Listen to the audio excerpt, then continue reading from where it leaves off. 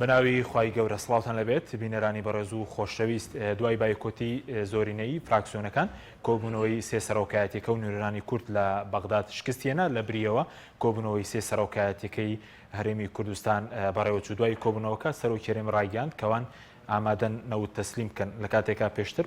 بەشێک لە پەرلەمانتارانی کورد لە بەغداد باسییان لەوە کردبوو کارێم پابەندی ڕێکەوتنەکان نەبووە. ئەمشەو لە بەرنامەی ئەمڕۆ بە میوانداریێک لە بەڕێزان دکتۆر بەختیار شاوەیست ئەندامی پەرلەمانی عێراق لە فراکسیۆنی یەکێتی هەروەها مامۆستا سەلیم شوشکەی سەرۆکی فراکسیۆنی کۆمەڵی ئیسلامی تاوتوێی ئەم پرسە دەکەین. بەهۆی بایکۆتی فراکسیۆنە کوردستانیەکان جگە لە پارتی کۆبوونەوەی سێ سەرۆکایەتیەکەی هەرێمی کوردستان و نوێنەرانی کورد لە بەغدا شکستی هێناوە. تەنیا کۆبوونەوەی سێ سەرۆکایەتیەکە بەڕێوەچوو. لە کۆبوونەوەی سێ سەرۆکایەتیەکەی هەرێم مەسرور بارزانی سەرۆکی حکوومەتی هەرێم بەشداری نەکرد و هۆکارەکەشی نەزانراوە. دارا ڕەشید وەزیری پلاندانانی حکوومەتی هەرێم کە هاوسەفەری سەرۆکی حکوومەت بوو لە سەردانەکەی هۆڵندا یەکێک بوو لە بەشداربوانی کۆبوونەوەی سێ سەرۆکایەتیەکەی هەرێم. ئەمەش ئەوە دەردەخات سەرۆکی حکوومەت و وەفدەکەی گەڕاوەتەوە هەرێمی کوردستان. ئەمڕۆ ئێمە لە سەرۆکاتی هەرێم دوای کۆبوونەوەی سێ سەرۆکایەتیەکە نێچیروان بارزانی سەرۆکی هەرێم کۆنگرێکی ڕۆژنامەوانی ئەنجامدا و ڕایگەاند.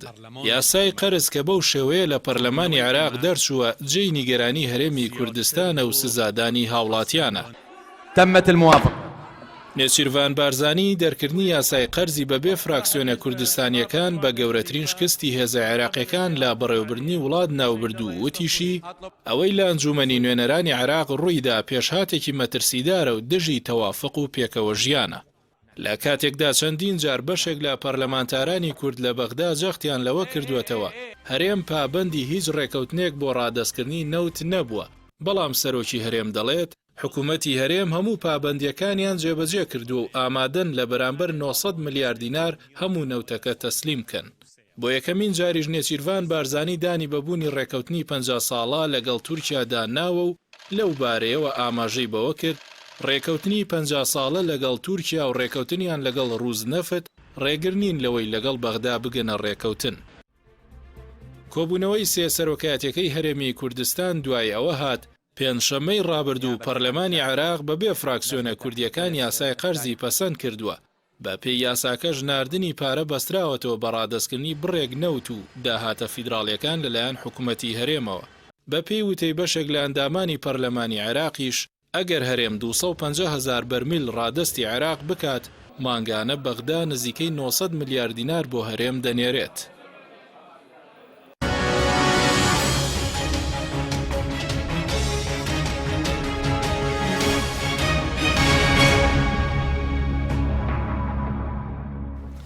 جارێکتر سڵاتان لەبێت بینەرانی بەڕێز سوپاس بۆ میوانەکانمان کاک دکتۆر بەخێر بنەگە لە بەڕستانەوە دەست پێ بکەین.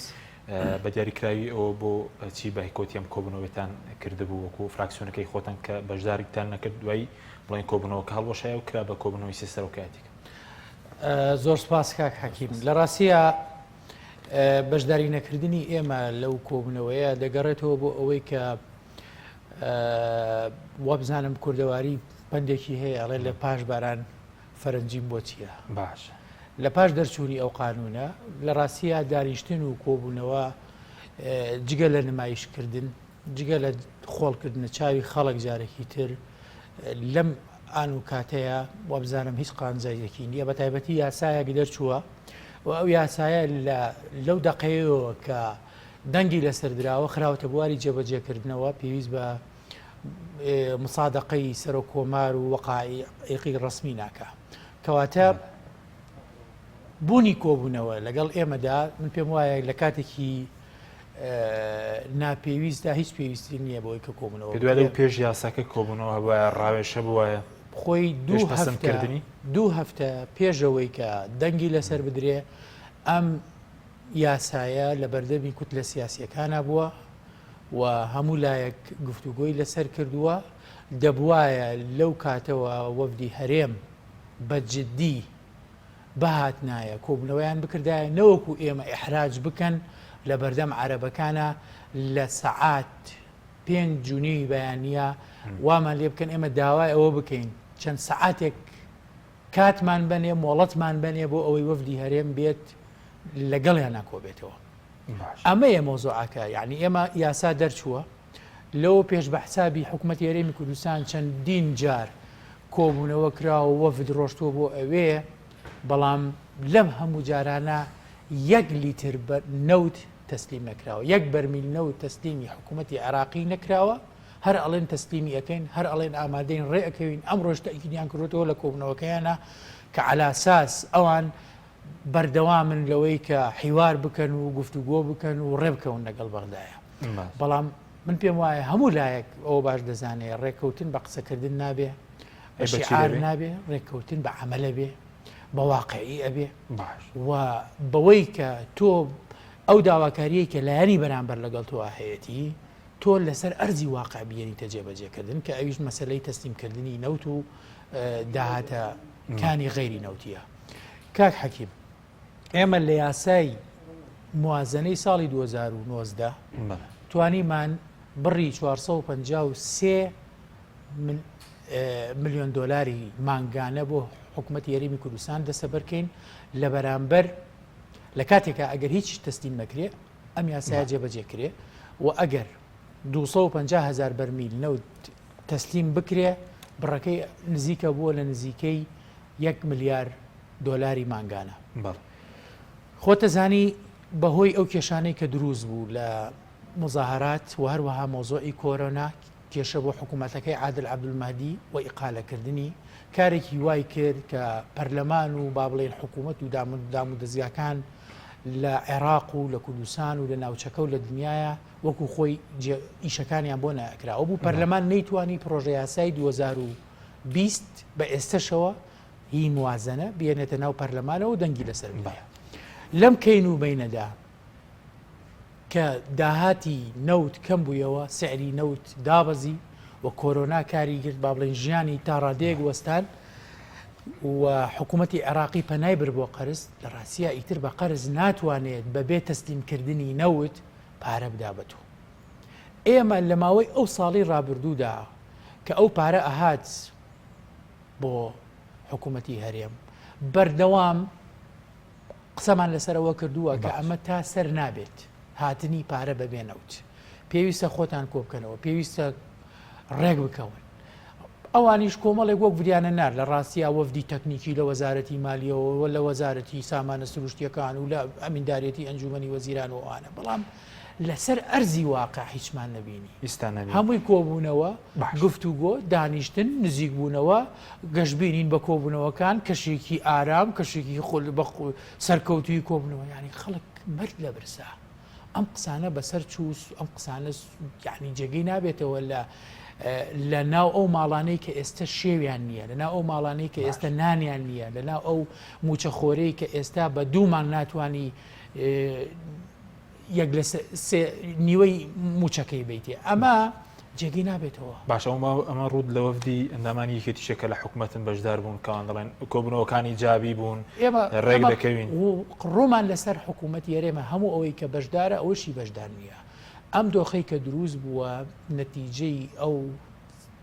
سیاسەتە شکست خواردووەی نەوتە لە هەرێمی کوردستان ئەم دۆخەی کە دروست بووە نەتیجەی ئەو فەشەلەیە کە لە سیاسەتی ئابووری سربەخۆی حکوومەتی هەرێمی کوردستان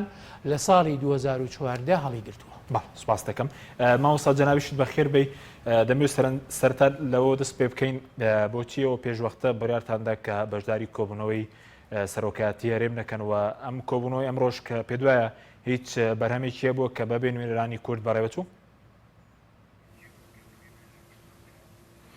بەناوی خوای بەخشندەی میهرەبان سڵاو و ڕێزم بۆ بەڕێست و بۆ کاک دکتۆر و بۆ هەموو بینەرانی کەناڵی ئاسمانی پەیام. لە ڕاستیدا ئێمە وەکو باس کرا کە پێمان وا بوو کاتەکە تێپەڕی دەبوایە ئەو پێشی دەنگدان لەسەر قانونی قەرز ئێمە و کۆبوونەوەمان کردبە بەداخەوە ئەوانە هیچ خەیمیان لەبەر نەبوو و یاسایەکە تێپەڕی بابەتەکە کۆتایی هات لە پاشان دانیشتن بۆی بڵێ چۆن تێپەڕی بۆ ڕوویدا چۆن ڕوویدا ئەو بابەتە تازە بۆ ڕابردوو پێمان وایە هیچ سوودێکی نییە لە پاشان زیاتر بۆ ئەوە بوو کە وا نیشان بدەین کە ئێمە لە هەرێمی کوردستان یەکین و یەکڕیزین بە قەنەعەتم پێویستی بەوەش نەبوو چکە ڕیسالەکەمان لە بەغدا گەیاند ئێمە لە بەغدا هەمومان یەکڕیز بووین یەکدەنگ بووین لەسەر قوتی هاوڵاتیان و هەڵوێستەکەش ماوەکو یەک بوو پێماوە شتێکی زیادەیە دەبواە ئەوانە پێشی ئەو بابەتە بانگمانکەن بڵێن باشەوە یاسای قەرز هەیە عیجزێک لە دارایی عێراقدا هەیە فەرمونون ئێمە چی بکەین باشە بەداخەوە ئەوانە ئەو شەوە وەفدیان ناردووە کە یاسایەکە تێدەپەڕێ یعنی ئەو وەفدەش هەموو جارێ دەبوو پرسکا بەسەر و خۆی ئەمە مشکلەیەکمان هەیە یعنی دەبواە حکوومەتی هەرێمی کوردستان خەڵکێکی وا بنێرێ بۆ بەغدا کە دەسەڵاتی هەبێت و دەسەڵاتی فعلی هەبێ و هەموو جارێ ئەو وەربگرێتەوە ئەو تەوجیهلەیەکی دیکە وەربگرێ بابەتەکە زۆر دوور و درێژ دەبێتەوە تو خەڵکێک ناردووە بۆچیت ناردوو ئەگەر دەسەڵاتێکی فعلی لە دەستدان نەبێ ئەوە هۆکار بوو بۆی کە ئێمە بڕیار بدەین کە بەشدار نەبووین چکە بەشداربوونی ئێمە لەوێ هیچ سوود و قازانجێکی نەبوو جگە لەوەی کە وانیشاندی کە بەشێک لە شکستەکە هەڵگرین ئێمە بەشێک لەو شکستە هەڵناگرین چکە پێشتر ئێمە سەرکردایەتی سیاسیمان ئاگادار کردوەوە لە هەرێمی کوردستانەوانی کە بەرپرسن لەو هەرێمەدا یعنی تەبلیغ کراون پێمان ڕاگەاندون حاڵ بەو شێوە بڕوا دوایە تووشی زەرد و زیانی گەورە دەبن و قوربانیەکانیش هاوڵاتیان دەبن بەڵام گوێ لە ئێمە ناگرن چونکە ئێمە بە معارەزە دەزانن بۆ خۆشیان دەبێنن کە ئێستا حاڵەتەکە بەو شێوەی لێ هاتووە باڵێ سەبارەت بەوەی کە بەڕێزت باس لەوە کردووە لە لێدوانێکدا هیچ لێدوانێکت داوە بەوەی کە هەرێم نابێت تەسلیمی بەغداد بکە نابێنەوت ڕادەست بکات بەداخەوە لە هێندێک مەواقعی تەواسولی ئیجتیماعی هێندێک شت بڵاو بۆتەوە کە ڕاست نییە من لە بابی تەعلیق و توانج باسیم لەوە کردووە ئەگەر حکوومەتی هەرێمی کوردستان بەو شێوەیە کە دەچێت دەگەڕێتەوە بۆ بەغدا با نەگەڕێتەوە لە 2011دا دەگەڕێتەوە بۆ بەغدا بەڵام تا ئێستا لیترێک نەوتی نەداوە دەگەڕێتەوە و دەڕوا دێت تەنها 2 مانگ ڕاتبی هاوڵاتیان دوا دەخا وەفد دەچێت تەنها خەڵک مەشغوڵ دەکا لە 2011ەوە جارێک 150,000 بەرمیل جارێک 250,000 جارێک 400 و شتێک هزار هەموو جارە ئیتفاق دەکرێت لیترێک بەرمیلێک تەنەکەیەک نەوتمان نەداوەتە بەغدا باسم لەوە کردو ئەگەر بەو شێوەیە دەگەڕێنەوە بەغدا فەرموو مەگەڕێنەوە بەغدا دیسان 4-5 مانجیکە خەڵک تاخیر مەکەن بەڕاستی ئەوە زوڵمێکی گەورەیە ئەو جار تۆ لە ماوەی ینی 3 ساڵی ڕابردوودا ڕێک نەکەوتبی دەتەوێت لە ماوەی ئەو 15 ڕۆژەدا ڕێکەوی بە قەنەعەتی من ئەو بابەتە لە ئێستادا تێپەڕی ئەوەی کە حکوومەتی عێراق کردوویەتی قەرزێکە بۆ 3 مانگ کردوویەتی ئەو قەرزەشی تەنها 2 مانگ بەر هەرێمی کوردستان دەکەێت چکە 2010 ئەو ڕێککەوتنە سیاسی کە لە مابینی هەرێم و بەغدا هەیە پێویستە سەرف بکرێ بۆ 11 و 12 پێویست ناکا گوتومە خۆ پێمان خۆشە حکوومەت بچێ ڕێکەوێ نەوت بدا بەڵام کە نایدا پێویست ناکە مماتەڵە بکە و خەڵک مەشغوڵکە خەڵک لە چاوەڕوانی زیاتردانێ فەرموو لەناو خۆت قەرزکە فەرموو بەرپرسەکانی خۆت بانکە ئەوانەی کە لە ژێر سێبەری ئەو حکوومەتە گەندەڵەدا خۆیان دۆڵەمەند کردووە بە ئەوانیش دەستێک بە بەرچی خۆیان دابێن با بە هەر بە قەرز بیدا ئەگەر ئەوەش نایدەست کە حکوومەتی عێراق لەناو خۆ قەرز دەکا بەو یاسایە و بۆ خۆشی قەرز دەکا عنی ئەوە نیە بڵێم واریداتێک ببێتە دەستی بە قەرزە ئیشەکە و لە پاشانیش خۆتان دەزانن ئێمە لەگەڵ عادل عەبدولمەهدی دانیشتنمان کرد زۆربەی فراکسیۆنە کوردستانەکان لێ بوون گوتی منتان خستۆتە مووقیفێکی زۆر ئیحراجەوە من داواتان لێ دەکەم بابە 100,000 بەرمیل بنێرن 150,000 بەرمیل بنێرن با عیبدار نەبم لە بەرامبەر ئەوانەی کە منیان هێناوەتە ئەو شوێنە و دەنگیان پێم داوە بابە وەڵا فشارم لەسەرە کوتی بەلەکم دەگرن بەو لەفزەی یەکێک لە سەرکردەکان و سەرۆکی فراکسیۆنەکان کوتی ئێمە دامت دەکەین تاخە دامی تو نابێتە پشتیوانی بۆ من ئەوە تا خۆتان دەزانن بڕوا ناکەم جارێکی دیکە کەسێکی وەکو عادل عەبدولمەهدی بێ کە مڕوونەت بنوێنێ کە نەرمی بنوێنێ لەگەڵ هەرێمی کوردستان بەو شێوەیە من لەو بابەتەدا ئەو قسەیم کردووە کە چی دیکە خەڵک هەڵمەفریوێنن بە ناوی ئێمە شتەکان ڕادستی بەغداد دەکەین قەناعەتم وایە بەشێک لە نەوتی هەرێمی کوردستان فرۆشا و پارەکەی وەرگیراوە چی ڕادست دەکەی چۆن ڕادستی دەکەی پێشووتر ئەو شتت بە عەمەلی نەکردووە بەڵێ سوپاس دەکەم دواتە گرێم بۆ لای بەڕێز دکتۆر گەرم بۆ لای بەڕێز سەبارەت بەوەی کە مەکتەبی سیاسی ئێوە دوێنێ داوای کردبوو کە کۆبوونەوەکە دوا بخرێ بەڵام بۆچی ئەم داوای جێبەجێ نەکراوە بۆ نمونە نوێنەرانی ئێوە لە حکوومەت لە پەرلەمان بەشداریان لەو کۆبوونەوەیدا کە بەڕێز دەڵی ئەو جۆرە کۆبوونەوەانە بە زەرور نازان دوای پەسەندکردنی یاساکە ئەزانی خۆی مەکتەبی سیاسی لە ڕوانگەی پەرۆشیەوە بۆ ئەوەی کە بە تایبەتی ئەو هێزانی معارەزەن وەکو یەکگرتو و کۆمەڵ و ئەو هەندێک نوێنەری ترمانەیە لە ناو پەرلەمانی عێراقیدا کە جۆرێک لە ئۆپۆزیسیۆنن بەرامبەر بەو سیاسەتێکی ئێستا هەیە و پێی وا بووە کە پێویستە لەم دۆخەدا هەموو لایەنەکان مقنع بن بەوەی کە ئایا کۆبوونەوە بکرێ یان نەکرێ و ئایا ئەم کۆبوونەوەیە تا چەند دەرەنجامێکی پۆزتیف و ئیجابی و دڵخۆشکەری ئەبێ بۆ کۆمەڵانی خەڵکی کوردستان ئەمە لەلایەک لایەکی ترەوە مەکتەبی سیاسی یەکێتی داوای نەکردووە کە نوێنەرەکانی خۆی لە حکوومەت بەشداری لە کۆبوونەوەکە نەکا بەڵکو داوای کردووە کۆبوونەوەکە تەئجیل بکرێ بۆ ئەوەی کە لە کاتێکی تراوە لە دەرفەتێکی تریشدا کە لایەنەکانی تر هەموو لایەک بەشدار بەشێکی تری من قەناعەتم وایە کە هەرچە من لە کۆبوونەوەی مەکتەبی سیاسی بەشداری نەبکردەوە بەڵام قەناعەتم وایە کە دەرهاویشتێ ئەوەیە کە بە هەمان شێوە ئەوانیش قەناعەتیان وایە کە ئەم کۆبوونەوەیە نەتیجەی نابێ و دوامش ئەمڕۆ هیچ بەرهەمێکی نەبووە دووبارەکردنەوە بەرهەمەکەی ئەوەیە کە ئەڵێت ئێمە وەفدێک ئامادە ئەەکەین هەر کاتێ بەغدا ئامادە بوو ئەچین بۆ گفتوگۆ لە ڕاستیە دەرگای داخستنی گفتوگۆ قەت کەس لەگەڵ ئەوەدا نییە و بیرمان نەچێت لەبەرەوەی کە ئەم یاسای قەرزە بۆ ئەم 3 مانگەیە واتە مانگی 10 و 11 و 12 لە هەفتەکانی داهاتوودا ئەوەی معلوماتم بێت لە 3 هەفتەی داهاتوودا پرۆژە یاسایی بودجەی ساڵی 2021 دێتە پەرلەمان و بە قەناعەتەوە دەیڵێم کە ئەم پرۆژە یاسایە ئەگەر ڕێکەوتن نەکرێ ئەگەر نەوت تەسلیم نەکرێ ئەگەر حکوومەتی هەرێم بەردەوام بێ لەسەر ئەم سیاسەتی خۆی ئەوە لە ساڵی 2021 بە هەمان شێوە 1 دینار لە حکوومەتی عراقیەوە نایە بۆ هەرێمی کوردستان تازە دەرچوونی یاسای قەرز ئەبێتە بنەما ئێمە تا ڕادەیەک سابقەیەکی پەرلەمانیمانەیە ئەم جۆرەشتانە لە سەرەتاوە ئەساسیاتێکی بۆ دائەندرێ ئێستا ئەمە یاسای قەرز بوو بە ئەساسیاتێک بۆ پرۆژە یاسای 2021 چۆنیەتی مامەڵەکردن لەگەڵ حکوومەتی هەرێمە ئەمە ئاساسیاتەکەی باش هەتا ئەو کاتەی کە نەوتەکە تەسلیمەکرێ ئەمە نقطەیە یەک مەجارم دێت لە ناو یاسای قەرزەکەدا دەرگایدا نەخستووە بە تەواوەتی دەرفەتی هێشتوەتەوە دەرفەتەکە چییە ئەوەیە حکوومەتی هەرێم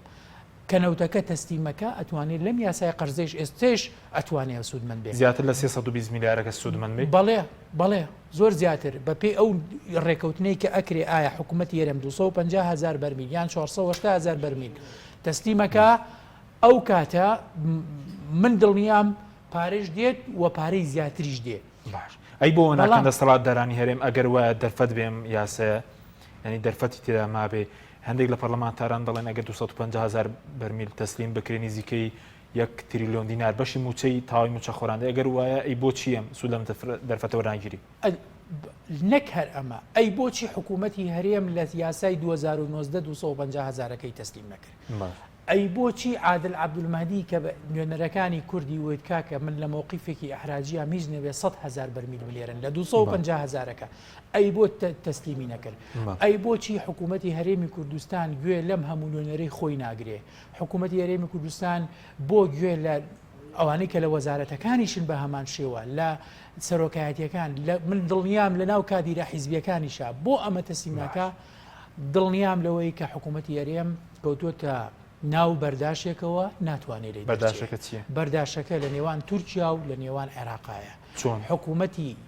هەرێمی کوردستان عەقدی 50 ساڵەی هەیە لەگەڵ دەوڵەتێکی زەبەلاحی وەکو تورکیادا و پێویستە ئەم عەقدا جێبەجێ بکرێ و پێویستە ئەم نەوتە تەسلیمی تورکیا بکرێ لە ڕێگەی تورکیاوە بفرۆشێ و ئەگەر لێی دەربچێ ئەوە تورکیا عقوبەی حکوومەتی هەرێمی کوردستان ئەدا و لە نێوان ئەم دوو کابینەیەدا جۆرێک لە تەناقوزیژەیە ئەم عەقدە 50 ساڵیە کابینەی پێشوو کردوێتی ئەم کابینەیە هەر چۆنێک بێ ئەوێت هەوڵ ئەدا کە لەگەڵ حکوومەتی عێراقیدا جۆرێک لە ڕێکەوتن دروست بکە بەڵام لەبەرەوەی کابینەی پێشووتر ئەو عەقدەی کردووە و لەبەر ئەوەی ناتوانن لێی دەربچن و دەستیان کەشف بووە و لەبەر ئەوەی باجێکی گەورە بە تایبەتی لەسەر پارتی دیموکراتی کوردستان ئەدرێت لایەن تورکیاوە عقوبەی گەورە ئەدرێ هی حکوومەتی هەرێم و هی پارتیش لەبەر ئەم خاڵەیە کە ناتوانن ئەوە کرێ و حکوومەتی ئەوان دەڵێن هەرێمی ئەمڕۆ کوردستان وتیان ئێمە ڕێکەوتی 5 ساڵی تورکیا سەرۆکیێ وتی هیچ لەمپەرێک نییە ئامادەشن نەوتیش تەسلیم بکەن ئەمڕۆ ئەمە وتەکە ئەی بۆ نایکە خۆ وتی شتێکە حقیقەت و چاوەڕوانەکانی خەڵک شتێکی ترە تەسریحات شتێکە بژێوی ژیانی خەڵک شتێکی ترە یعنی تۆ ئێستا بە خەڵک دەڵێ نەوتەکەش تەسلیم ناکەن بە کورت و بە مختصری ئەمان ئەیانەوێ بڵێن نەوتەکەیش تەسلیم ناکەین و پارێشمان بۆ بنێرن تا ئێستا بۆیان چووەتە سەر ئێستا پەرلەمانی عێراق کوت لە سیاسیەکان باش خەتێکی سووریاندانا وت بە حکوومەتی هەرێمی کوردستانیان وت ئەو عیامە گوزەشت ئەوە ڕۆژت ئێوە نەوتیش بفرۆشن پارێشتان بۆ بنێری باش ئەی ڕۆڵی یەکێتی چیە مادەم لایەنێکی پێکێنەری حکوومەتە چی لە دۆسینەوە چی لە ڕێکەوتن لەگەڵ بەغدا بۆچی خۆتان فشارێک دروست ناکەن چۆن فشارمان دروست فشارەکە چیە کووایانی کاک حەکیم لەم بەرنامەی تۆ بیگرە هەتا کۆبوونەوەکانی ناو وەزارەت هەتا کۆبوونەوەکانی حیزبی خۆمان هەتا بەیاننامەکانمان هەتا ڕوونکردنەوەی حقیقەت و ڕاستیەکان بۆ کۆمەڵانی خۆمان ئەمە هەمووی فشارە باش فشار ئەوە نییە هەر بڕۆی کاقووا تاڵبانی لێوە دەچێت بۆ بەغدا چەند جار چووەگە دەسەڵاتی نییە بۆ دەچێت لە دۆسینە و تاگەراگاتەنە ڕێکەوتنی 5 ساڵەیی نییە کاک حەکیم بالەوەی کاقوباتە ڕادگرێت خۆت ئەزانی کازمی 3 مانگە پارە ئەنێرێ باش 320 ملیارە نێرێ باش باشە دەستکەوتی کێیە هی قوبات تاڵەبانیە بەڵام پەیوەندێکی تەلەفۆنی نێوان مەسرۆ بارزانی و مستەفا کازمی وەکراوە باشە بە چیخ یعنی بەڕیشی کێ ڕەوایە ئەگەر سەرکەوتن بێ بۆ خۆتە لە کاتێکا نایچی بۆ کۆبوونەوەکانی بەغا سەرۆکی وەفدەکان کێ بوو کە ئەچوو بۆ بەغا وەکێتیەکان نەبوون کە ئەچێتە بەغا لێەوە پارەکە دێت بەبێ ئەوەی قانون هەبێت بەبێ ئەوەی خۆ ئەو 320 ملیارە لە دەرەوەی قانون بوو ئەوە نیە بە قانون ڕایانگرت باش خۆ ئەم قانونە یاسای قەرزە ئەم ڕێکەوتنی ڕاگرکە قوبات تاڵەبانی ئەو 3 مانگە 300 ڕۆشتە ئەوێ 320ەکە و بۆ معلوماتت ئێستا من و تۆ قسەکەین هاوسەرۆکی یەکێتی جەنابی شێخ لاهور ئەم ئێوارە گەشتوتە بەغا باش هەر لەبەر خاتری ئەوەی کە هەوڵ بدا لەگەڵ لایەنە عێراقیەکاندا خۆی باسی لەوە کردبوو ئەگەر کێشەی موچە چارەسەر نەکرێت لەگەڵ عێراق ڕێک نەکەون بڵێن هەڵپەساردنی کشانەوە لە حکوومەت و بەڵێ ئێستش ئەوە لە جێبەجێ ناکەن ئەوە یەکێکە لە بژاردەکانی بەردەم بڕیاری سەرکردایەتی یەکێتی نیشتیمانی کوردستان بەڵام کاک حەکیم ئەم مەسەلەیە شتێکی ئاسان نییە یەکێتی یەکسەر قەرار بدا بڵێ ئەو کارتە بەکارێنم ئەو کارتە هەتا بۆمان بکرێ هەوڵ ئەدەین بە شێوەیەکی ئارام و ئاشتیانە ماڵی کورد لە ناو خۆیان تێک نەچێ کێشە خەڵک چارەسپاس دەکەم مامۆستا سەبارەت بە ئەوەی کە ئەمڕۆ بەرپرسانی هەرێمی کوردستان باسییان لەوە کرد کەوان ئامادەن نەوت تەسلیم بکەن و پێشتریش ئامادە بوون ئەوە ڕاستە پێشتر ئەوان هەموو شتێکیان تەسلیم کردووە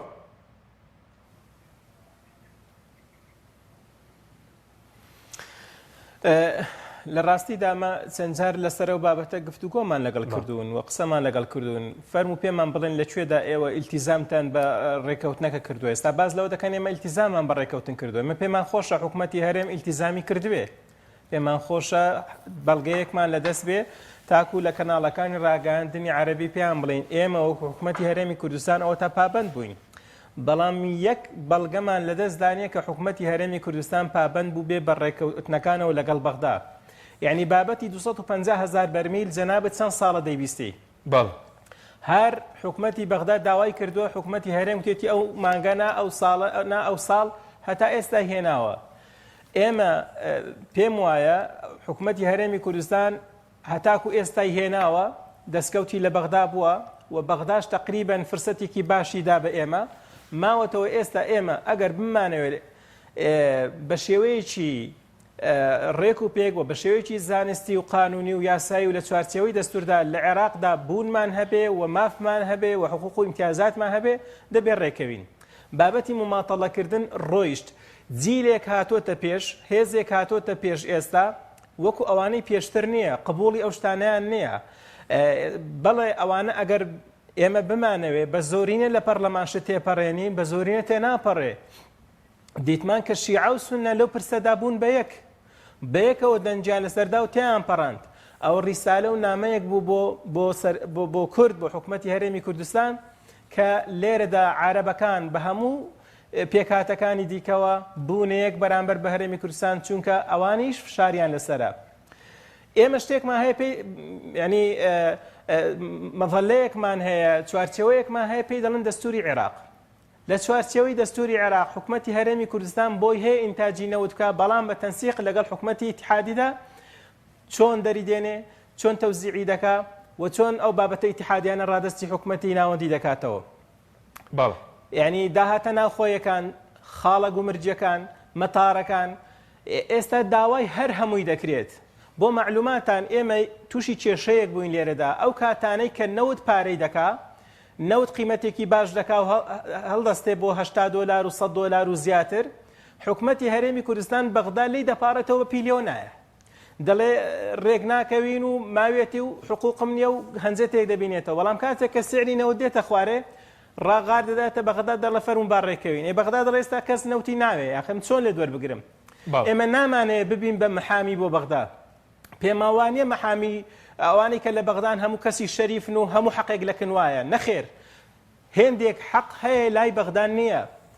ئەگەر ڕاستی دەوێ ئەوەی کە ئێستا دەکرێت بەرامبەر بە هاوڵاتیانی هەرێمی کوردستانەوە مخالەفەیەکی دەستوریە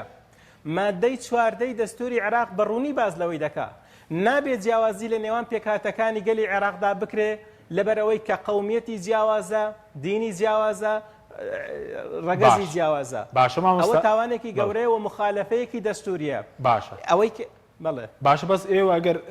مەسەلەمە بەرامبەر بە هاوڵاتی سزادانی هاوڵاتی بۆچی لەو پەرلەمانتارەکان لە بەغداد شتێک ناکەن عێراق لە بری فەرمانبەران بەرپرسان سزا بدە ئەوەی کە پێویستە بە دۆسیەی نێودەوی پێویستە بە قاچەقسێتی خاڵە سنووریەکان بۆ کارێکی لەم شێوەیە ناکەن بەبیرمە لە خولی ڕابردوو کاکزانە هەستا لە ناو پەرلەمان ئەو بابەتەی تەڕح کرد هەر لە مەحزەری سڕیانەوە یعنی ئەو بابەتیان سڕیەوە ئەوان بۆیە هەست دەکەم ئەوانیش تاوانبارن لەو بابەتە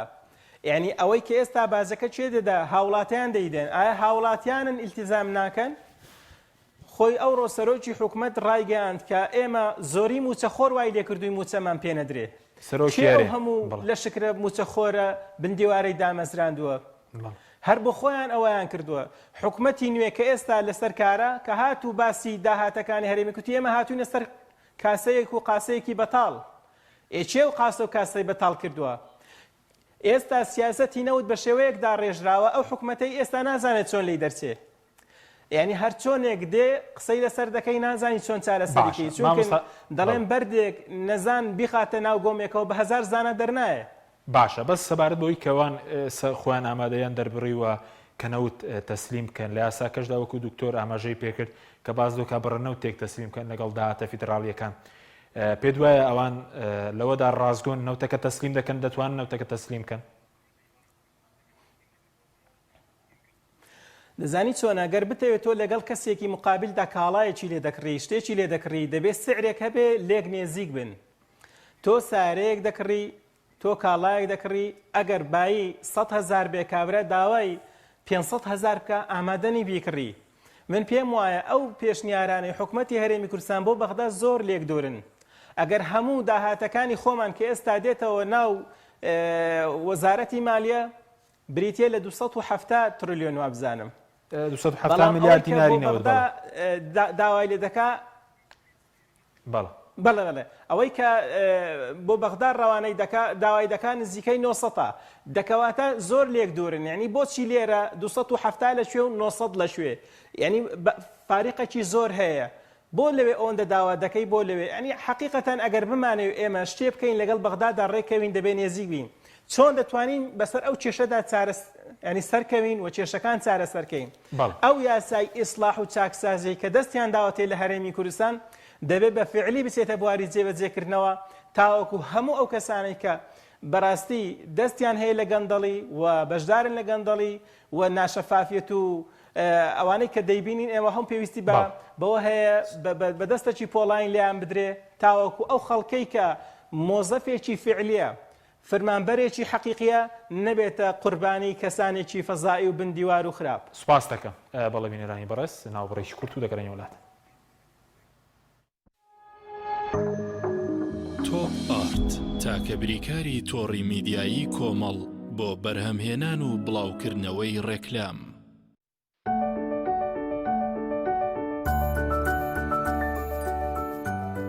ڕاستە هەستی دایک بوون زۆر جیاواز و چێژبەخشە، بەڵام بەرپرسیارەتێکی قورسیشە. ئەرچی دایک پاراستنی تەندروستی و گەشەکردنی منداڵەکەیەتی. باشترین خۆراک بۆ منداڵەکەی شیری دایکە، بەڵام لەبەر هەر هۆکارێک دایک نەتوانێت لە شیری خۆی بە منداڵەکەی بدات، باشترین جێگرەوە کۆنفیلاکە.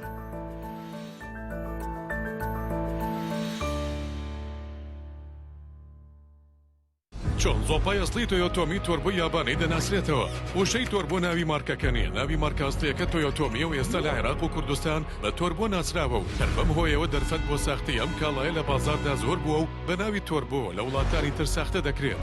بۆیە پێتان ڕادەگەیەنین کە تەنها وشەی تۆیۆتۆمی مارکە ئەسڵیەکەیە. گەرانتی 3 ساڵی لەگەڵدایە. بە تەنها زۆپای تۆیۆتۆمی فتیلەکەی سیاڵقی هەیە کە بەشی 3 ساڵ دەکات. زۆپای تۆیۆتۆمی یابانی مۆدێل RC37 ئارانی و دڵنیایی. ئەم قڕاناوی چالاکە حەزی لە چپسێکی چاکە بۆیانینی لای تاکە زۆر تەندروستە و زۆر پاکە. ئەم چەشناوی باریە حەزی لە چپسی نینیە نینی تامی سروشتیە هیچ چپسێک وەک ئەو نییە. هەر جوانیش کوڕێکی جوانە حەزی لە ئاهەنگێرانە لە یادی لەدایک بوونەکەی چپسی نینی بوو هەڵبژار دەکەی. نینی هاوڕێی مناڵانە تامی خۆشە و بێزیانە بۆ و ڕەنگی هەمە جۆرە شێوە و قەبارەی زۆرە. گوشاری نینی تامێکی لە یاد نەکراو. بە خۆپارێزیەوە لەگەڵ کتێب هاوڕێ دەبین.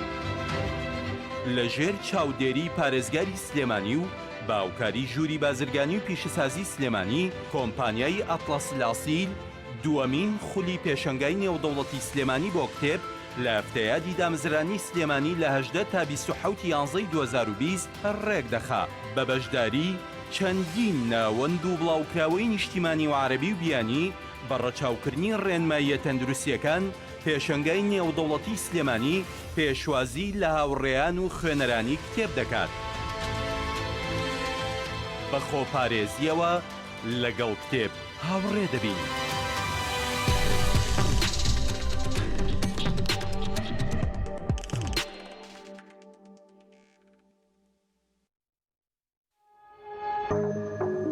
تۆپ ئارت تاکە بریکاری تۆڕی میدیایی کۆمەڵ بۆ بەرهەمهێنان و بڵاوکردنەوەی ڕێکلام.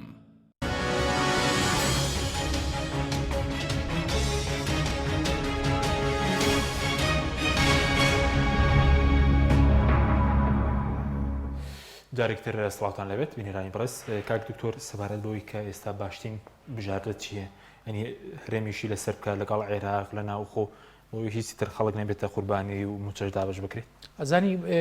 من پێم وایە هەرێم هەموو کارتەکانی سوودا وەکو کارتی ئەوەی کە لەگەڵ بەغایە بە شێوەیەکی سربەخۆ خۆی نەوت بفرۆشێ و کارتی ئەوەی کە ڕێکەوتن بکا و مماتەڵە بکە. ئەمەشی فترەیەک بەڕێ کرد وا بڵێن بە ناوی ڕێکەوتنەوە و یەک بەرمین لەوتی تەسلیمە کرد. یەک کارت ماوەتەوە ئەویش بریتە لەوەی کە هەر ئەبێ نەوت تەسلیم کە ئەگەرێ بە فعلی پارە لە بەغاوە بێ و ئەو داهاتی غەیرە نەوتی لە خاڵە سنووریەکان و زەڕی بۆ ئەوانەی کە داوا ئەکرێ ئەبێ ڕێکەوتن بکە و بە فعلی بێتە بەغا و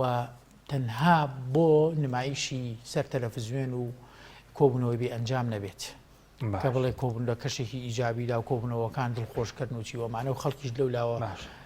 بەستۆ بۆ چون دوایەکە ناوتەکە تەسلیم دەکەن کە دەڵێ ئێستا بە زەوکار تەماوە ناوتەکە تەسلیم بکەن چکاندێک پێیان وایە ئەوە بۆ قەوار هێرێم خراپەگە ناوتەکەش تەسلیم بکەن یعنی ئەو بۆ چونە شێ خۆی ئەزانی یەشتی با پێ بڵم خۆی لە ئەسڵدا دەرهێنانی نەوت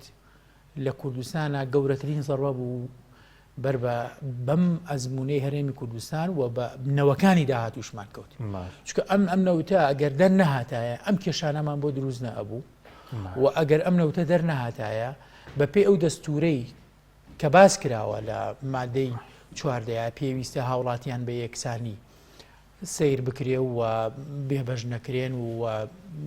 باجی ئەوە نەدەن بەڵام کاتێک کە نەوت دەردێ و لە مادەی 111 و 112 دەستورە پێویستە بەپێی دەستور لە ئەو نەوتەی کە دەریە لە چوارچێوەی حکوومەتی مەرکەزیدا بێ و حکوومەتی هەرێمی کوردستان بە ئیتیفاق و تەوافق و ڕێکەوتن دەرهێنانەکەی و فرۆشتنەکەی و چی و ئەمانە یعنی ئەمەیە لێرا کێشەکە بەسکەواتە پێ دوای لە ئیدارەدانی نەوتەکەیان لە دەرهێنانەکەی چکێسە بازۆکێک کەمتر لە ساڵ چلی داهاتینەوە بە حکوومەت دەمێنێتەوە بەشێکی بۆ کۆمپانیا حیزبیەکان سکوێردی بەشێکی بۆ قەرزی هەموو ئەو کێشانە بەرەوکی دۆسیە نەوتی گرتووە کێشەی ئیدارەدان کێشەی دەرهێنان کێشەی فرۆشتن تەسەورەکەی کاک حەکیم لە مانگی ڕابردوو حکوومەتی عێراقی یەک بەرمیل نەوتی بە 41 دلار فرۆشتووە حکوومەتی هەرێمی کوردستان بە 31 دلار فرۆشتویەتی بێجگە ئەو حەقیقە یا بە تورکیا یعنی دائما دە بۆ 15 دلاری لێ بێتەوە ئەو نەوتەی کە لە هەرێمی کوردستانەوە ئەنێرێتە دەرەوە بۆ لەبەرەوەی ئێمە دەوڵەت نین کۆمپانیا جیهانیەکان بەو شێوە تەعاملەکان هەر لە جیات یعنی لە برانتە عالەمیەکەی ئەگەر بە 50 دلار بێت تۆ چلەکە ئەگەر بە 10 بێ هیچ ناکە ئەگەر بە 15 بێ 5 دلارەکە ئەمە یارینەکە ئەنج دوایەوە دێتەوە سەرەوەی کە مەسەلەی بۆریەکان و کرین بۆریەکانی تورکیا و ئەمان تۆ ئەمە یعنی سێرکە ئەمڕۆ سەرۆکی هەرێم ئەڵێ ئێمە نەوتەکە هەمووی تەسلیمەکەین بەڵام ئەبێ 900 ملیارمان بدەنێ ئەی باشە بۆ لەم لاوە ئەگەر ئەم نەوتە کەواتە تۆ هەموو مانگێ بای 900 ملیار نەوتە فرۆشی قیمەتەکەی خۆ ئێستا دەڵێن تەنها 270 میلیارد دەگەڕێتەوە ئەی ئەو پارەیەکی لێ هاتووە لەو بینەیە تۆ داوای قەرز و سکیوریتی لەسەر شانی مۆزەفی قوربەسەر قەرز ئەدەنەوە لەسەر حەقی هاوڵاتی موچەخۆری بەدبەخت کە بە دوومان جارێک نازانم ڕۆژێگەڵێن لە ساهشدا بڕین و ڕۆژێگەڵێن لە سابیسیەکە بڕین و ڕۆژێگەڵێن یعنی ئەمە چۆن ئیدارەدانی دەوڵەتێک وابێ ئەمە لە لایەکیەوە ئەوانەی کە نەوتیان دەرهێناوە سەیری ئەم ڕۆیە کوردبینە بۆ مەلەفی نەوت لە کوردستاندا وایان زانیوە هەتایە نەوت بە 100 دلارە بەرمیلێکی ئەمانیش بۆ خۆیان بە ئارەزوو خۆیان ڕۆژی 500,000 و 600,000 بەرمیل و 450,000 بەرمیلە فرۆشن و ئەو بە ئاسانی بەشی خۆیان و نەوتە حسابی ئەوە ناکەن نەوت لە ئەزمەی کۆرۆنایە هاتە خوار سفرەوە خۆتان بینیتان یعنی نەبوونی ڕۆیایەکی گەورە و استراتیژ و گرنگ بەزی سەوت بەڕێز دەڵێ بەس کارتی نێوتەکەم ئەوچکان دێکیان سەبار باز لە کارتی کشانەوە و هەتاگرتنەوەی ئاویش دەکەن ئەم کارتانە دەکرد ناکرێ بەکاریان بێ ئەوانە خۆکوژیە من پێم وایە مەسلەی کشانە ئەوەی کە پێ ئەوترێت گرتنەوەی ئاو ئەوە ئەو کەسانە ئێڵێن کە با بڵێن عقلی تێکی دیماگۆگیانەیە و هیچ لە سیاست تێنەگەشتون هیچ لە دنیا تێنەگەشتون و ئەزان هەر ئەوەیە کە لە ماڵەکەی خۆیانە هەیە ئاو مەسلەیەکی مرۆڤایەتیە و ئاو پەیوەندی بە لە ئێران و تورکیا و عینێکی ئەمنی قەومی هەیە و کۆمەڵگەی نێودەوڵەتی ئومەمی متحیدە وڵاتان ئەمانە هەمووی چۆن دوایی ئەمانە هەموو یەکەی بە دژی خۆت تۆ جارێک بە تەنها لەگەڵ بەغایە ملمانێت هەیە ئاوە قوڕکراوە بەسەرتا ئەگەر ئەو وڵاتانە بێنە سەرقەت اتحادی ئەوروپی کشانەوە لە بەغداد دەڵێن بکشێنەوە نازانم یان ڕیفراندۆم بەکاربێنەوە ئەو ڕیفراندۆمەی کە کردیان بەڵێ بۆچی یعنی هیچمان ماوە هیچ ماوە بەرگە بگرین تا مەسلەی کارتی ڕیفراندۆم بەکاربێنن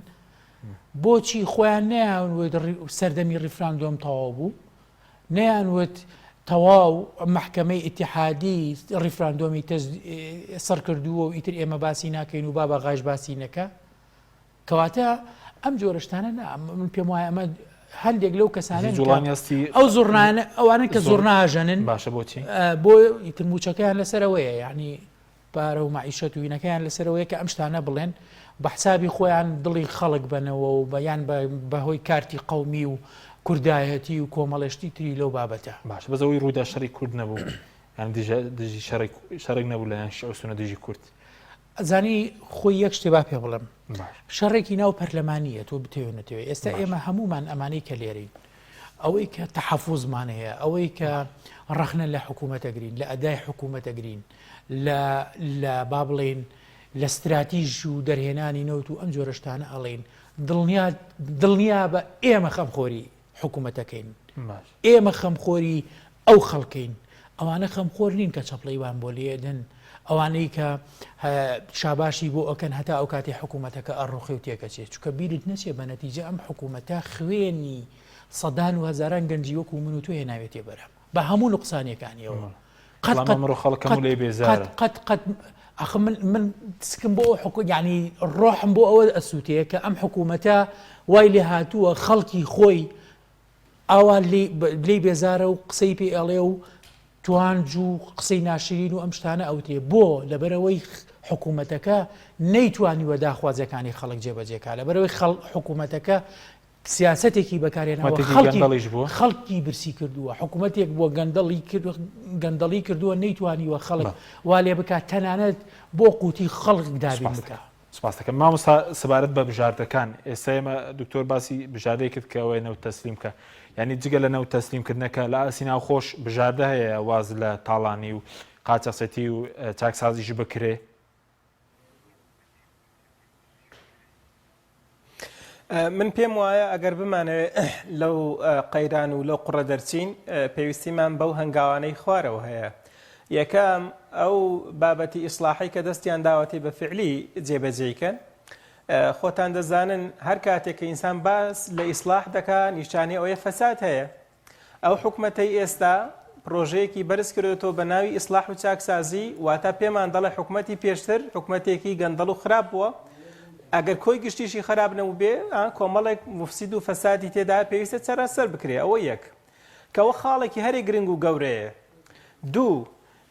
بۆ چارەسەرکردنی ئەو قەیرانە پێویستی بە جهودی سیاسی هەیە ئێمە لە عێراقێکدا دەژین ئەوەندەی عیلاقاتە سیاسیەکانیش دەوری هەیە لەوانەیە ئەوەندە بابەتە یاسایەکان دەوری نەبێ بۆیە پێویستە کاربەدەستان لێرە ئەوانەی فعلەن دەسەڵاتدارن لە هەرێمی کوردستان هەموو جهودێکی سیاسی خۆیان بخەنەگەر بۆ چارەسەرکردنی ئەو کێشەیە سێمینیان هەوڵی قانونی بدەین یعنی بە طریقەیەکی قانونی ئێمە شەڕی قانون دەکەین لە بەغدا دەستورێک هەیە خەڵکی پسپۆر و لە ئێستادا خۆمە ئامادەکەین بۆ پرۆژە یاسای موازنەی 2021 بەپەلە پرۆزێ بۆی نەچین لە ئێستاوە ئێمە لە حاڵەتی ئامادە باشی دابین هەموو ئەو بڕگە دەستوری و یاسایانە حازرکەین بۆ ئەوی بتوانین استحقاقی خۆمان وەربگرین سێمیان نیازپاچی بریتێ لەوەی حکوومەتی هەرێمی کوردستان یعنی نیازی خۆی بەڕوونی پیشان بدا کە لە ئێستادا بڕێک لەنەوە تەسلیم بکە پێم وایە شەڕێکی گەورەمان لە 2021 لە کۆڵ دەکاتەوە یعنی کەمیان زۆر دەبێ بیسەلمێنێ ئەگەر دیقەت بدەیت ئەو یاسای قەرزە باز لەوە ناکە کەمیەینەوە دیاری بکات جاران دەیگو 250,000 بەرمیل ئێستا دەڵێ وارداتەکانمان تەسلیم کە یعنی داهاتی نەوتمان تەسلیم کە بەس خۆ نەشی گوتووە کۆی گشتی هەمومان بداتێ دەکاتە حکوومەتی هەرێمی کوردستان دەتوانێت لەگەڵ بەغدا ڕێک بکەوێت جارێوەکو نیازپاچی شتێک بدا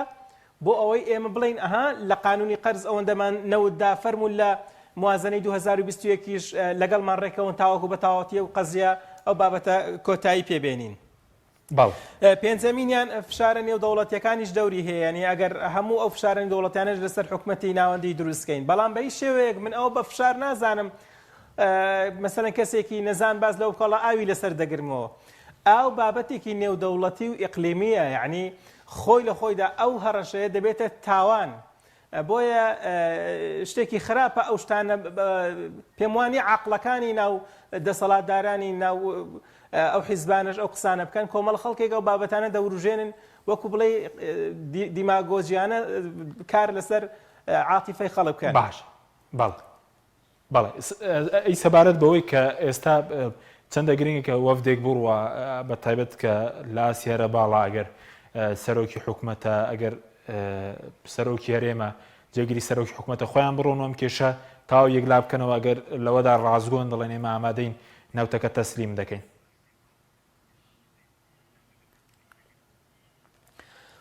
بەڕاستی وەک باسم کرد یعنی ئەگەر ئەمە بمانەوێ نەمانەوێ ناتوانین لە ناوخۆدا بای ئەوە داهات کۆکەینەوە کە بەشی موچەخۆران و فەرمانبەرانی هەرێمی کوردستان بکات چونکن لە شکرێکیان لە خەڵکی موچەخۆر تعین کردووە سیراعاتی سیاسی بینی پارتی و یەکێتی و لە یەکێک لە گرتە ڤیدۆیەکان سەرۆکی پارتی دیموکراتی کوردستان دام بۆ دادەنێ دەڵێ بەڕاستی وەختی خۆشی من لەگەڵ نەمەوە پێماوە بۆ کارێکی هەڵەکراوە یعنی هەموویان گەشتونە ئەو قەنەعەتی ئەوانەی خۆیان کردویانە هەڵەیە جێگری سەرۆکی حکومەت لە یەکێک لە کۆبوونەکاندا بەڕوونی باسیەوەی کرد کە ئێمە ئاوێکمان ڕشتووە یعنی ئێستا خۆمان لەسەری هەڵدەخلیسچین بۆیە دەبێت ئەوان پێکەوە ئیتفاقکەن ئەو خەڵکەی کە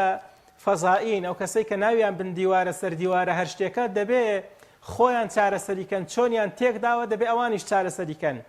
وەجگە لەوەش بە شێوازێک لەگەڵ بەغدا بستنە گفتوگۆ کە ئەوەندە لێک دوور نەبن 270 میلیار لەگەڵ 900 میلیار یعنی فەرقی زۆرە بتوانن بە شێوازێک ڕێکەون مراعاتی ژیانی هاوڵاتیانی هەرێمی کوردستان بکەن و دەستی هەموو ئەو دز و گەندەڵکارانە ببڕن کە بوونە سەبەبی ئەوەی کە هەرێمی کوردستان ئاوای بەسەر بێ ئەوجار لە سەروی هەموو شیانەوە بەڕاستی پێویستی بە شەفافیت و ڕوونی هەیە لە داهات و لە خەرجیەکاندا ئێمە کێشەیەکی گەورەمان هەیە کە خەڵک هیچ متمانەیەکی بۆ حکومەتە نەماوە کە متمانەی نەماوە چۆن دەتوانێت متمانە بجێڕێتەوە بۆی کە لە هەموو بابەتەکانی واردات و داهاتەکاندا و لە چۆنێتی خەرجکردندا بەڕاستی دەبێت شەفافێ لەگەڵ خۆیدا خۆشیان دام بۆ دادەنێم قاچاقچێتی هەیە لە حدودەکان گەندەڵی هەیە لە دام و دەستگاکان بەڵام ناتوانن دەست بۆ هەموو پرسەکان بەرن چووکەوانشتی گەورن یعنی ئەوەیە کە ئێمە گەیاندۆتە ئەوڕۆ ئەوەی کە دێ باز لەوە دەکات گەندەڵی هەیە دەسەڵاتی یەکەمی هەیە باشە گەندەڵی هەیە بەچێ دەڵی گەندەڵی هەیە نێم بچم چاچیکەم حتمما دەبێت خۆتان چاچیکەن کە خۆتان دەسەڵاتی فعلیتان هەیە لە وڵاتەدا بەڵام لە بیرمان نەچێ بوونی ئەو سیراعە سیاسی لە هەرێمی کوردستان هەیە ئەو پەرتەوازەیە هەیە بۆ ئەوەی خەڵک لە حیزبەکانیان نەتۆرێ ناتوانن ئەو گەندەڵکارانە بانکەن بۆی کە سزایان بدەن بەڵێ سوپاس دەکەم دکتۆر کاتم زۆر کەمەوە بەس لە ئاسینا و خواگەر چاکسازی بکرێت لە داهاتی نەوت خەڵە سنوورەکان باجۆن ناتوانرێت بەوێ بەغداش موچە بدرێ یعنی خۆ دەڵێ ئەمڕۆ سەر و کێرم دەڵێ مامەدەین لە بەرامبەر 900 میلیاران ئەم نۆتەکە تەسلیم بکەین هەموو موچەی فەرمانبەران پێویستی بە 895 میلیارد دینارە بەڵە سەداسەدەوە لە سەداسەد ئەگەر بدرێ یعنی ئەگەر لە لە سا 21 بەڵێ 733 میلیارەکە خۆ بە تاکید یعنی ئەم چاکسازیە پرۆسەیەکی گەورەیە پەیوەندی بە مان و نەمانی حکوومەتی هەرێمی کوردستانەوە هەیە و پێویستە چاکسازی نەکرێت لە ڕاستیە حکوومەت لە ئەکەوێتە ناو دووڕیانێکی کوشندەوە ڕەنگە بەرە ڕوخانیش بچێ بە هیچی کردووەم کابینە پێ وایە کە ئێمە هیچمان لە ئەرسی واقع نەبینوە نازانانی چاکسازی چەند مانگ لە ناو پەرلەمانە هێنایان پەرلەمانی کوردستان قانون دەرەکەن و چیەکەن و دوایوتیان جارێ ناخرێتە بواری جێبەجێکردنەوە بۆیان ئەو جۆرەشتانی ترکە هەیە ئەم چاکسازیە خۆ ئەگەر حکوومەتی عێراقیش با بڵین لەگەڵ هەرێمی کوردستانە ڕێژ بکەوێ ویان ڕێنەکەوێت چاکسازی هەرێ بکرێ چاکسازی لە ماڵە بکرێت لە ئینسان خۆیان لە ڕووی کار و بەرنامەی خۆیەوە حکوومەتێکی گەورە کە ژیانی میلەتەکەی لە بەرەو نەمان و فەوتانە چێت لە دۆخێکی نالەباری پڕ لە کارەساتە چۆن ئەبێ چاکسازی نەکە ئەگەر چاکسازی نەکە ئەبێ چی باش بەسۆکو دو پرسیار مێستا بەغدا دوو موچە دابەش دەکەی کە لەگەڵ بەغداش ڕێک نەکەون هەر دەبێت لەیدا بنیشن لە ناو خۆ موچە دابەش نەکەن بەلێ بڕین شۆ دابەش ئەوە پەیوەندی بە خۆیانەوە خۆیان ئەبێ جوابنەوە ئایا هەروە بۆ شێوە دانیشن ئایا خەڵک لیان قوبوڵەکە ئایا خەڵک لەوە زیاتر ئەتوانێت تەحملی بکە ئەمە پەیوەندی لە ڕاستیە من پێم وایە بە کاردانەوەکانی خەڵکەوە هەیە بە جۆری تەعاملی داهاتووی حکوومەتەوە هەیە لەگەڵ ئەوە ئەسا ئەمڕۆ سێ سەرۆکایەتیەکە کۆبوونەوەیەکیان کردووە نازانم یعنی نەتیجەم کۆبوونەوە چی بووە بەیاننامەیەکیان دەرکردووە وە بدەن خۆ باشە ئەڵێن وەفدەنێرینێ خۆ پێش یا دەرچوونی یاساکە ژەریانەوەی وەفدمانیە ئەمە شتێکی تازە نییە خەڵک شتی تازەیەوێ خەڵک بەواقعی ئەوێت لەو میحنەتە دەرچێ واللهی خەڵکی ئێمە خەڵکێکە هەتا بڵێ دڵسۆزی وڵات و میلەتەکەی خۆیەتی بەڵام ئەوەی کەس میلەتیاوی دەست دەکەوێت ئەوەی کە دڵسۆزی وڵات و نەتەوەکەی خۆی نییە ئەو کاربەدەستانن کە ئەو دۆخیان لە هەرێمی کوردستان کەس میلەتیاوە بە ئارامگر و سەبر تحملی دەست دەکەوێت بە تاکید نەخیر. سپاس دەکەم زۆر سپاس بۆ بەرەزان دکتۆر بەختیار شاویز ناوی پەرلەمانی عێراق هەروە مامۆستا سەلیم شوشکەی سەرۆکی فراکسیۆنی کۆمەڵی ئیسلامی سپاس بۆ بینەرانی بەڕێز سپاس بۆ هاوکارانم خواتان لەگەڵ